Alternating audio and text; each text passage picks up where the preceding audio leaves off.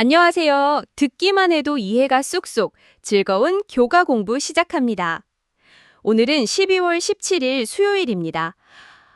목사님, 제가 오늘 교과책 주제를 보고 사실 조금, 무서웠어요. 하하, 그러셨군요. 여호와의 진노라니, 특히 여호수아 23장을 읽는데 마치 하나님이 이스라엘 백성을 막 벼르고 계신 것 같은 느낌이 들더라고요. 하나님은 정말 이렇게 화를 내시는 분인가요? 네, 아주 좋은 질문으로 시작해 주셨네요. 진노라는 단어가 주는 그 무게감이 상당하죠. 네, 맞아요. 하지만 아마 오늘 교과책을 같이 살펴보시면 그 두려움이 거룩한 경외심으로 바뀌는 경험을 하시게 될 겁니다. 두려움이 경외심으로요? 기대되는데요. 네, 핵심은 여호수아 23장 15절에 있는 것 같아요. 하나님께서 복을 약속하신 것처럼 만약 불순종하면 저주도 똑같이 임할 것이다. 이렇게 말씀하시죠. 바로 그 부분이에요. 그게 너무 무섭게 들렸어요. 그렇죠. 그런데 이걸 다른 각도에서 보면 하나님의 신실성 그리고 일관성을 보여주는 부분이기도 합니다. 신실함이요? 보통 신실함은 좋은 약속, 그러니까 복을 주시는 약속을 지킬 때 쓰는 말 아니나요? 맞습니다. 보통은 그렇게 생각하죠.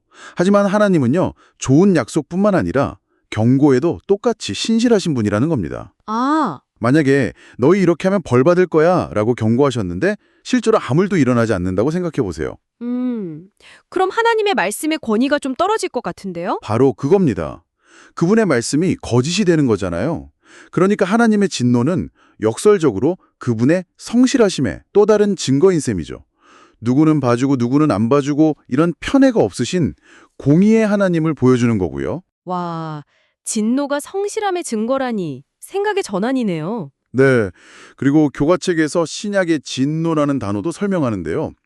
헬라어로 오르게라고 하거든요. 오르게요. 이게 우리가 생각하는 것처럼 막 감정이 폭발하는 그런 화가 아니에요. 그보다는 죄와 악에 대해 지속적이고 또 확고하게 반대하는 거룩한 성품을 의미합니다. 성품이요. 일시적인 감정이 아니라요. 그렇죠. 하나님의 본질적인 상태에 가까운 거죠. 조금 더 쉽게 설명해 주실 수 있을까요? 그럼요. 혹시 의사가 환자를 살리려고 암세포를 제거하는 걸 생각해 보면 어떨까요? 의사는 환자를 미워하는 게 아니잖아요. 그렇죠. 환자를 살리려고 하는 거죠. 네, 환자 안에 있는 그 병, 그 암세포를 미워하고 단호하게 제거하려는 거죠. 하나님의 진노가 바로 그런 겁니다.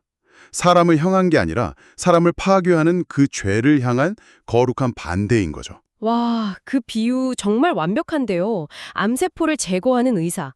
그러니까 진노는 우리를 살리기 위한 하나님의 단호한 처방 같은 거군요. 맞습니다. 그래서 교과책이 이런 경고도 하잖아요. 과거의 영광, 예를 들면 우리 조상들이 홍해를 건넜던 사건 같은 것들이 오늘의 안전을 보장해 주지는 않는다. 네, 바로 그거죠. 나 모태신앙이야 라든지 나 옛날에 열심히 했어 같은 그런 과거의 경력에 기댈 수 없다는 아주 중요한 메시지입니다. 그렇군요. 그럼 이 엄중한 공의와 진노가 신약에서 말하는 그 하나님의 사랑과는 어떻게 연결이 되는 걸까요? 이게 좀 모순처럼 느껴지기도 하거든요. 네, 바로 그래서 우리에게 십자가가 필요한 겁니다. 이 모든 것을 연결하는 열쇠가 바로 십자가죠. 십자가요? 네, 교과책에서 인용한 고린도후서 5장 21절 말씀처럼요. 우리가 받아야 할 그 무섭고 공의로운 하나님의 진노가 전부 예수님께 쏟아부어진 겁니다. 우리가 받아야 할 그 진노를 예수님이 대신 다 받으셨다는 거군요. 그렇습니다. 그래서 우리가 하나님의 진노를 깊이 묵상할수록 정말 역설적이게도 십자가의 사랑을 더 깊이 깨닫게 되는 거예요. 진노를 묵상할수록 사랑을 깨닫는다. 생각해 보세요. 만약 죄에 대한 하나님의 진노가 없다면 십자가는 뭐가 될까요? 그냥 그냥 불필요한 비극 혹은 쇼에 불과하게 되는 거죠. 와, 진노가 없으면 십자가는 쇼에 불과하다. 이 말씀이 정말 마음에 확 와닿네요. 진노의 깊이를 알아야만 그 사랑의 크기도 비로소 가늠할 수 있다는 말씀이시군요. 네, 맞습니다. 그럼 목사님, 이 진리를 우리 삶에 좀 구체적으로 적용해 보고 싶어요. 어떻게 시작하면 좋을까요? 좋습니다.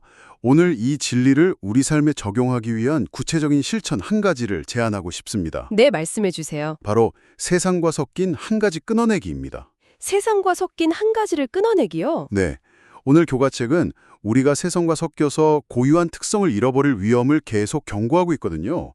그래서 오늘 하루 여러분의 삶에서 하나님보다 세상을 더 닮아 있는 습관이 뭔지 딱 한 가지만 찾아보는 겁니다. 예를 들면 어떤 게 있을까요? 아주 작은 것일 수 있어요. 습관적으로 남을 험담하는 시간일 수도 있고요.